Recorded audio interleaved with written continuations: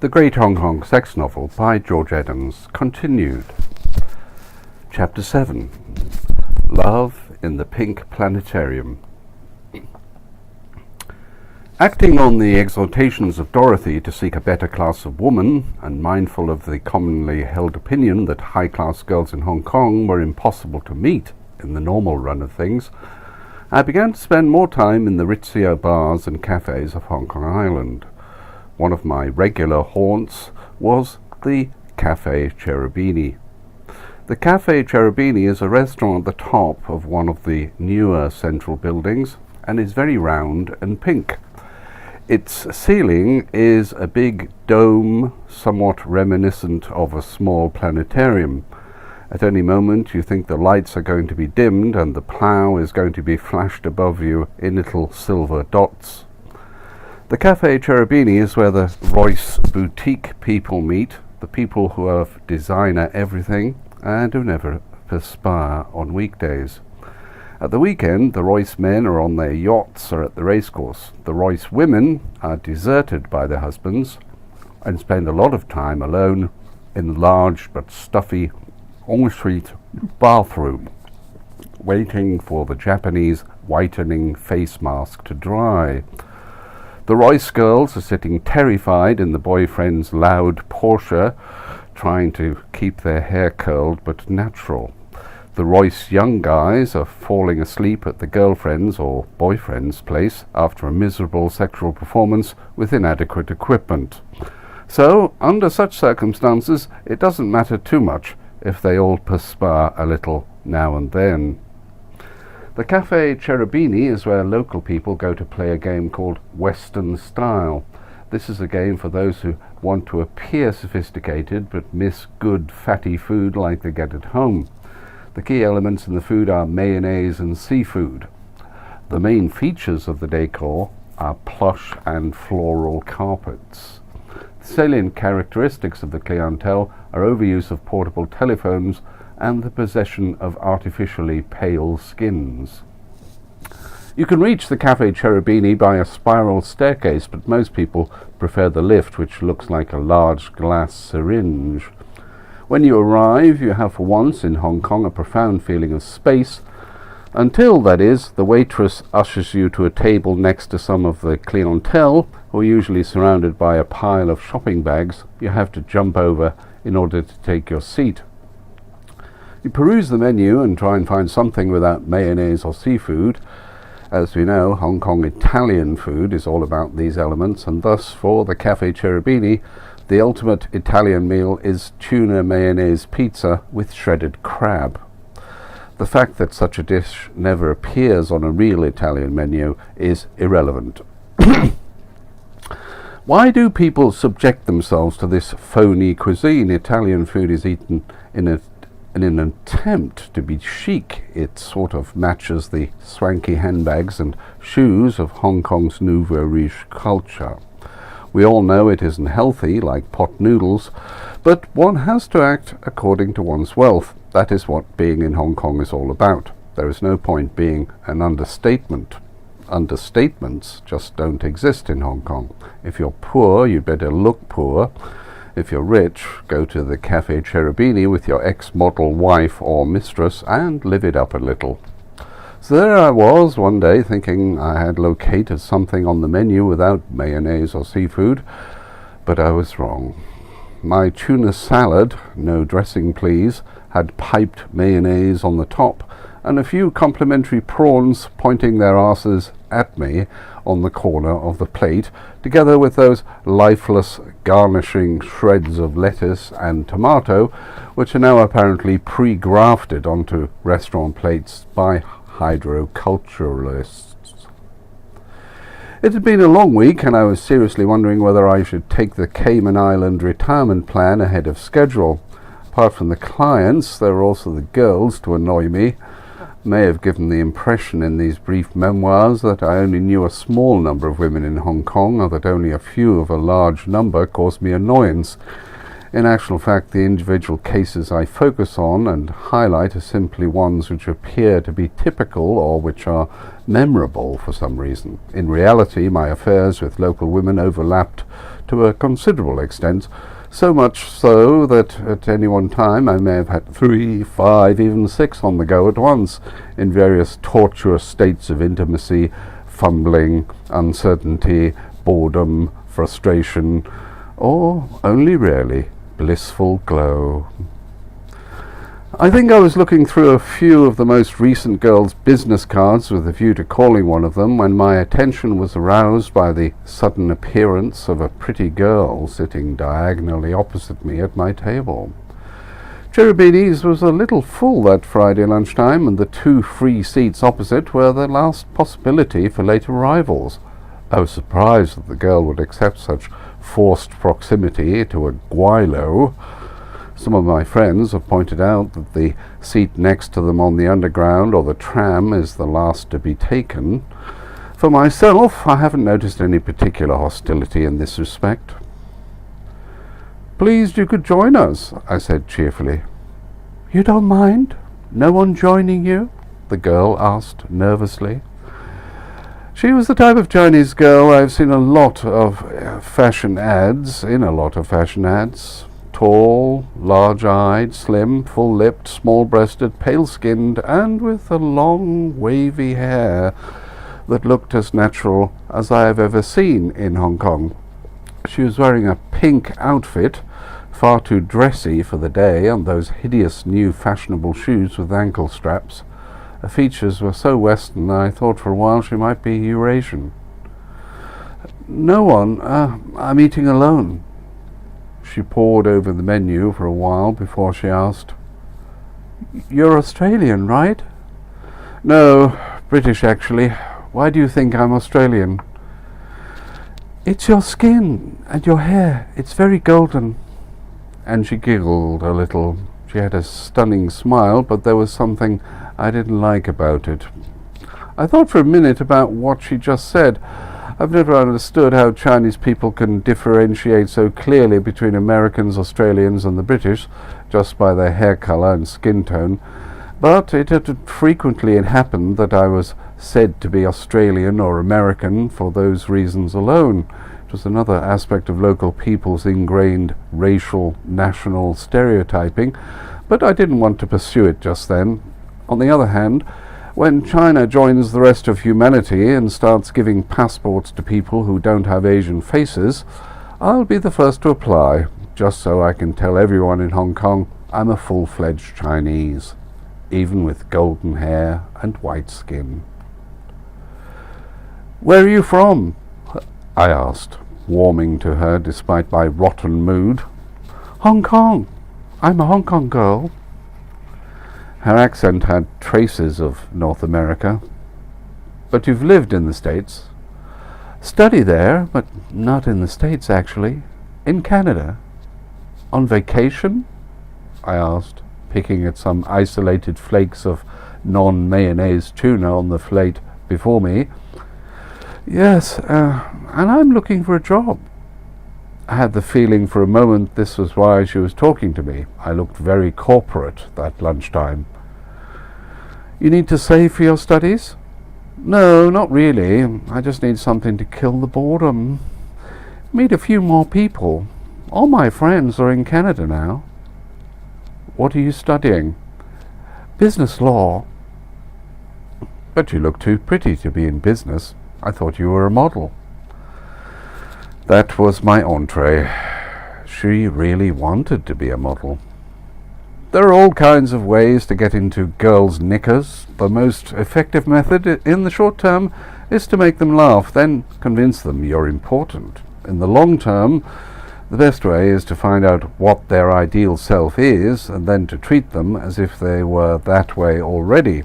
Hong Kong girls are very ambitious, so you can nearly always flatter their aspirations. I gave her my card and asked her to call. She was nice enough to give me her own card, one of those automatically made jobs with her name and her pager number. Girls who give me pager numbers always worry me for some reason, so I was pleased when she wrote her portable number on the back. I didn't know why she needed both a pager and a portable phone, but I didn't ask. Her name was Connie Hoare, and she was around 22.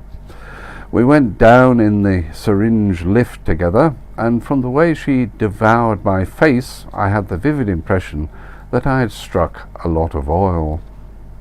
The curious spelling of Connie's surname, H-O-H-E, reminded me of something, but I didn't know what. I asked Dorothy about the name in the office, and she told me what I half knew already. The Ho family was the biggest pork dealer in Asia. The Ho pork farms extend from Shanghai all along the coast of Guangdong and then off into Thailand, the Philippines, Burma, Australia and Papua New Guinea. I looked the company up in the Hong Kong Business Gazette, so I knew for certain the Ho family had 14 million hogs under their control in 1992. The reason I half knew the name was that a friend of mine had presided over a very curious breach of contract case some time ago. Old Frankie Ho wanted to import an antique terracotta hog from China, and the Chinese government had welched on the deal at the last moment. He got a hog in the end, but it was a pretty poor fake. He didn't sue further because the Chinese were thinking of making collective farms out of the Ho holdings in China if he made any more trouble. They couldn't understand why he got so worked up over a stupid antique. Neither at first could I. In the end, however, I was to learn a great deal about Frankie Ho's interests and obsessions. His love of antiques wasn't the strangest, not at all. It's not often that pretty young girls in Hong Kong take the initiative, so I was a little surprised when Connie called me up a few days later to ask me out to lunch. Lovely. As long as it isn't Cherubini's, I pleaded in mock seriousness. We met in the Hilton coffee shop, an island of sanity in Central's tasteless bustle. She had been to a Hollywood Road antique shop to buy a present for Daddy. On the table before her was a small cardboard receptacle, hardly bigger than a ring box. "What did you get?" I asked it as a welcome Carlsberg arrived and was placed before me. Connie slowly took the lid off the box. Lying in cotton wool inside was a small glass or jade figure of a pig. It was a greenish blue with vivid streaks of pink running through it. I thought it was one of the most hideous and tasteless things I'd ever seen. "Daddy will love it," Connie said enthusiastically. I politely nodded and perused the menu. The restaurant had an optional mayonnaise policy, so there were lots of things to choose from. I finally settled on some smoked duck breast and a glass of champagne, whilst Connie had a large fruit salad. Like most local girls, she only drank alcohol if you forced it down her. Whilst we were eating, Connie talked a lot about modelling and how difficult it was for someone of her height to get to work. She was tall, but she wasn't towering. The Hong Kong shows were using girls from northern China now, so local girls found it very difficult to get jobs. The best you could hope for was small-scale work, but in Europe and the States it was quite different. You could nearly always get a job there because they like to have a few attractive Asians working on the catwalks nowadays. They didn't mind if you were a few inches shorter than the local girls. "So, I want to go to Paris. Daddy won't hear of it. He wants me to become a lawyer." At that moment, Connie's pager rang and she excused herself to go to the lobby telephone. She didn't want to use a portable phone for some reason. "Anything urgent?" I asked peevishly when she returned. "Oh, nothing at all. Someone trying to sell me property. I didn't want to bore you with all that." "I don't think you would ever bore me, Connie. You're too mysterious and attractive for that to happen." Connie smiled politely for a moment. "You're a lawyer, right?" she asked. "Yes, a barrister, really." "Oh, yes. You could help me. You could help me a lot." "How do you mean?" "I'll tell you later. I've got to rush. Job interview," she said, and gulped down her orange juice. "Can you pay? I'll invite you next time." And she was gone. For some reason, I paid up at once and decided to follow her.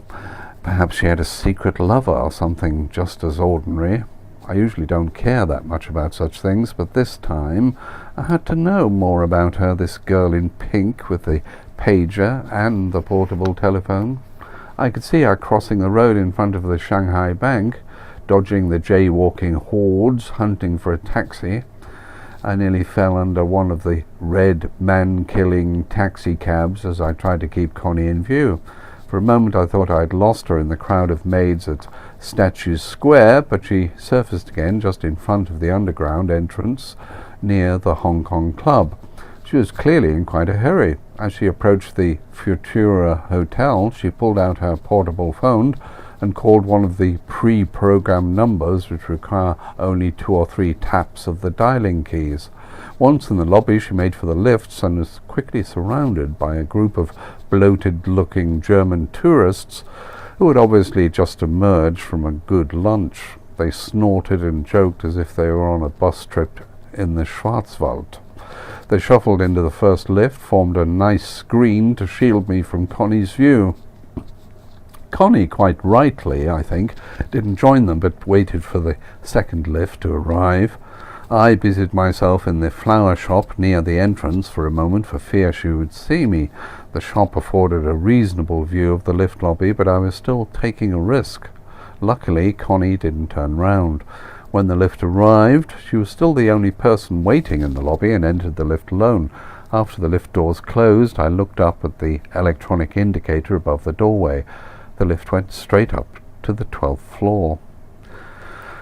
You have to think the best of people, even if in Hong Kong it's nearly always inadvisable to do so. I walked up to the desk and inquired whether there were any recruitment interviews taking place that day. There weren't any. And was there someone connected with modelling or fashion on the 12th floor? I had to know. I pleaded, an important client. I handed the girl my card as a sign of good faith. No, there was no one of that kind in the 12th floor. The whole floor was taken up by a business delegation from Kobe. I'll always remember the last time I saw Connie. Out of the blue, she invited me up to her father's place in Repulse Bay one Saturday afternoon. That particular Ho mansion, I hear they have another 2 in other parts of Hong Kong, is a 3-story job on a hillside with a big garden and a swimming pool hardly anyone uses because none of the Hos can swim. Mrs. Ho departed years ago with a large cheque and left old Frankie with Connie and her younger sister, Strawberry. As I enter the large oak doorway, 2 Dalmatian dogs run towards me for a sniff. Dalmatian dogs are difficult to take seriously, so I'm not too concerned. "Heel, Horatio! Heel, Nelson!" shouts a tall young girl in a heavy sweater with a huge teddy bear design on the chest, seated by the large bay window. She stands up to greet me, and I can see she's wearing one of those infrared stereo headphones. They make her look slightly extraterrestrial. I can now understand why she's wearing the sweater, even on a hot July day. The air conditioning inside is fierce. "I'm Strawberry," the girl says, without removing her headphones. "I'm surprised the dogs didn't bite you." "Clever dogs never bite lawyers," I reply. "Why not?" the girl asks, fiddling with some control console in her hand. "Well, it could be the last time they bite anyone. Lawyers don't forgive, you know." "How awful," says Strawberry, removing her headphones and straightening her hair in one of the big gilt mirrors behind me. She speaks English clearly and well, like a Rhodian girl. After concentrating on a too short page boy haircut for a while, Strawberry smiles broadly for a moment, like she's just seen an old friend. Then, just as suddenly, her face becomes unaccountably sullen, and she returns to her place at the bay window with Horatio and Nelson. There, she takes up a glossy magazine and puts on her headphone again. She hardly looks up when her sister comes through the door after me. "Come and meet Daddy," says Connie, taking my hand and practically dragging me up a broad pink marble staircase. The walls of the staircase, like every other wall in the mansion I have seen thus far, are lined with all manner of pictorial art and shelves of knickknacks. Buddhas, small wooden carved things, masks, plates, figurines, coins, cutlery, musical instruments, and bulbous sculptures which could be Henry Moore's for all I know. The large room into which I am now led is so splendid it might be Liberace's home in heaven. The overall impression is salmon pink and champagne beige. The carpet border is in the former and runs under a sea of sofas and armchairs to my right.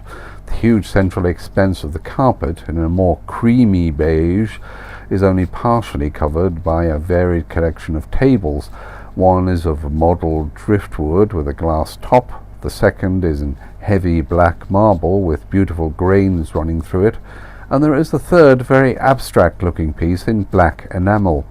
The ceiling is a complicated set of huge tiered platforms which diffuse the light from what must be an incandescent blaze of halogen bulbs above.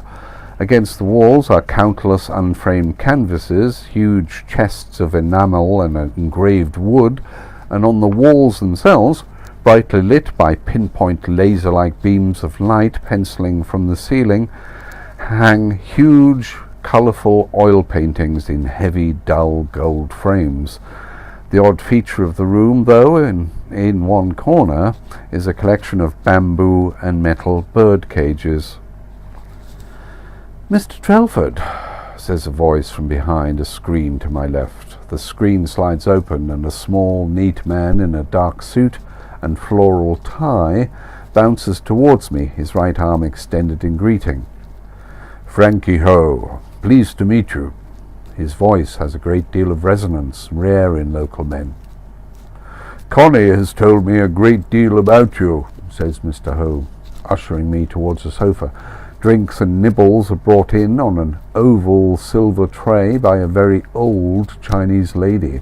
She pours my Carlsberg silently in front of me, whilst Mr. Ho helps himself to the snacks arranged in little wooden bowls, pretzels, dried peas, salted cashews, and what I instantly recognise as flossed pork.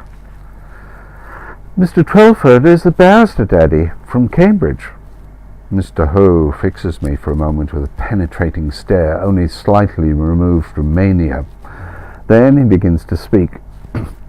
"I must say, you are one of the only handsome lawyers I've met. I hate lawyers, hated them all my life. That is why I wish my daughter to become one, to protect me in my old age." Connie has moved over to her father's couch and begins to snuggle up to him like a girl of 5 or 6. Mr. Ho's arm falls over her shoulder with a familiar carelessness. As his arm falls, it brushes slightly against his daughter's right breast.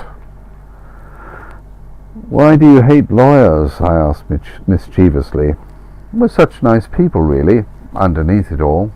Mr. Ho laughs slightly at first, then booming, his belly rising and falling in a small, tense attack of spasms as he takes in the joke. "You are funny. My daughter has already told me you are funny. What sort of work do you deal in, Mr. Trelford?" "I run over some recent cases without giving much away. Despite the fact that I'm only able to give the bare bones of the cases, Mr. Ho is savagely amused by it all and laughs impishly throughout. Whilst I regale her further, Connie is growing visibly impatient, as if she has something ardently important to convey to us. Finally, she uses a short lull in the conversation to say, "Daddy, Nigel says there's no point doing law before you're 25. He says you should do something else before that. Anything at all, really. It doesn't have to be a degree." So, I think, this is the help she needs. I'm just thinking up something supportive to say, something that wouldn't land me in the soup too much if she decides never to go to law school, when Connie's pager rings. That thing, next to lawyers, I hate beepers," says Mr. Ho, his face reddening a little now with the white wine he's pouring down himself in huge draughts. They're so common for tradesmen such like, don't you think so, Mr. Trelford? Connie excuses herself and ascends the pink staircase. Again she looks businesslike, brisk almost, just as if she had left the hotel that lunchtime to go to the Futura. "You could have used the one in here, darling," calls Mr. Ho as his daughter hurries upstairs. He rises, looks after her for a while, and then strides to the window overlooking the bay. It's a beautiful afternoon, and Repulse Bay could be the Riviera with all of its glamour and splendour. "I like to live here, you know, Mr. Trelford," Mr. Ho begins, his back to me, catching my eyes occasionally in the reflection of the tinted window glass. "I have another place in Old Peak Road, but although the view there is very interesting, you cannot beat Repulse Bay for variety. I love variety in many things, in where I live, what I eat, what things I have around me. I cannot stay in one place, or to be frank, even with one woman for very long. I must have variety." He chuckles again for a moment. Then his mood changes with an uneasy kind of rapidity. Suddenly he turns round, looking serious and businesslike for the first time that afternoon. "Connie is a girl," he begins, fixing me with an earnest expression, his brow creasing into deep, regular furrows. "She has ideas of becoming a model because she's pretty. I do hope you can dissuade her. If she really wishes to be a model, I cannot, of course, prevent her. But," he says with a look of real feeling, the beginnings of tears growing in his eyes, "I appeal to you, to someone who knows the vagaries of life. I appeal to you not to be too supportive of her childish wishes. I appeal to you as a father." Old Frankie Ho is now on the verge of actually weeping. At last one tear actually does come in his right eye, and he takes out a floral handkerchief from his jacket pocket to wipe it away. I don't quite know where to look or what to think. I gaze at the table before me, my eyes taking some time to focus. On the table there's one of those complicated telephones with a row of flashing buttons to indicate which lines are being used. Line 2 is engaged. I don't know why and I don't know how, but suddenly I have an idea. The little red light indicating the engaged line goes out. "I wonder if I could make a call," I ask. "Go ahead. We have 10 lines. God knows why." I press line 2 and then the redial button. Luckily, the system is not as confidential as all that. "Angel Escort, can I help you?" asks a sensuous Filipino voice in my ear. I replace the receiver and hear Connie's steps on the staircase above me. "Engaged. Well, if you don't mind." And I get up to go, pretending to have just remembered some boring but necessary social engagement. Connie is more than relieved that I'm leaving so early. She smiles the first genuine smile of the day. We bid a warm farewell to Mr. Ho and to Strawberry. The latter runs to the car with one of the Dalmatians by her side and kisses Connie fondly on the cheek before she steps into the car and takes the wheel. Then Strawberry stands there for a long time, not really looking at the car, not really looking at anything. She finally begins to wave, a funny, uncoordinated and loose-wristed movement of the lower arm, hardly a wave at all. "Strange girl, if you don't mind me saying so. Is she, all right?" I ask as the Volvo is running down the hill. "Strawberry? She hasn't had an easy life. She was very attached to Mother.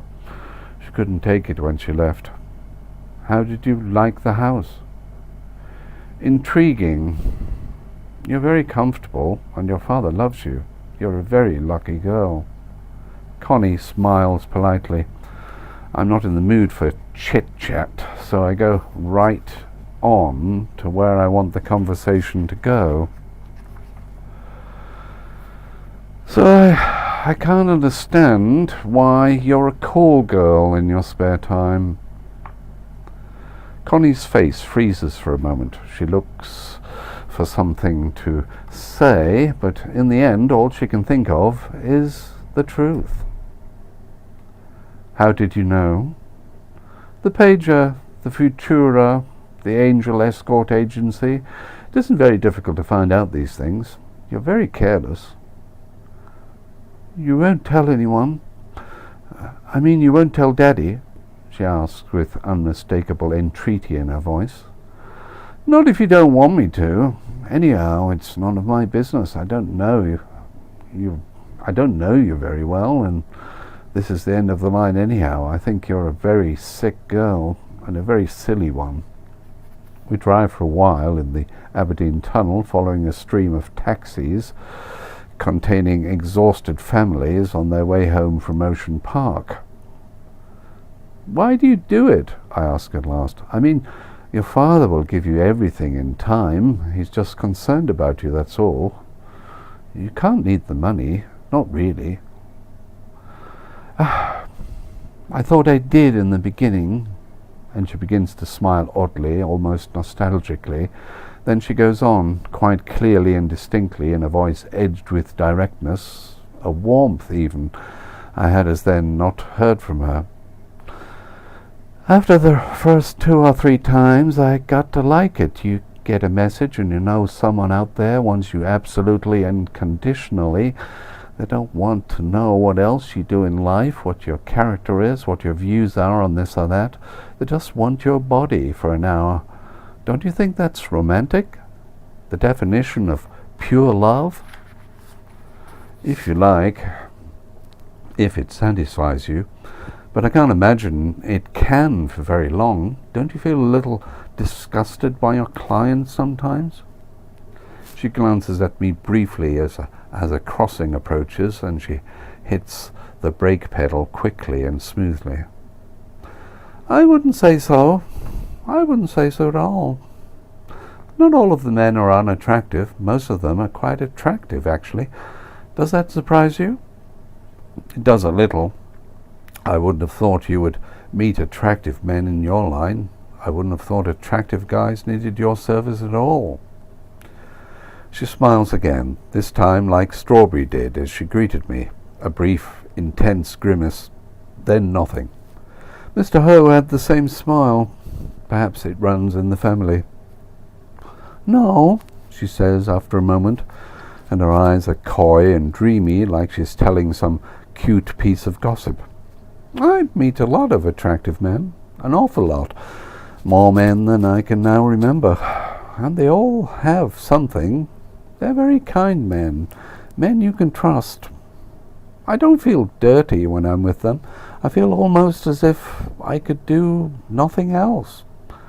And they're perfect gentlemen, very understanding. You can't help liking them. And then she turns towards me, just as the lights are changing to green. You see, she goes on, exultant now, her eyes sparkling with a kind of schoolgirlish candour, so many of them look just like Daddy.